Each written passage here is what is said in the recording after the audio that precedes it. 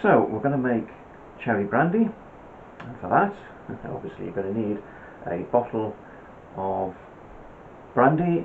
Don't go out and buy the most expensive brandy you can get your hands on. Just go to a local supermarket and get a supermarket own brand. It's cheaper that way. You don't need the most expensive brands for this. And you'll also need cherries, ripe ones. These are cherries that we picked down in the local parkland a few days ago, quite ripe, so just as we need them. And then you'll need some sugar as well. Now the quantities that I use are 75 centilitre bottle of brandy, 400 grams of cherries and 200 grams of sugar.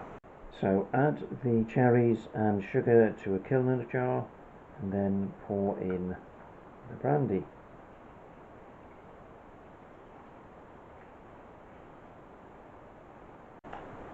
There we have it, 1 jar of cherry brandy.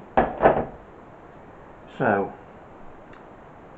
keep it in a dark cupboard and at a steady temperature, and for the first 3 weeks give it a shake up every day, then leave it to stand for a couple of months and then strain it and it'll be ready for drinking. Remember, always drink responsibly. And what we've also done today is we've set away, this is gooseberry gin, and that is raspberry gin.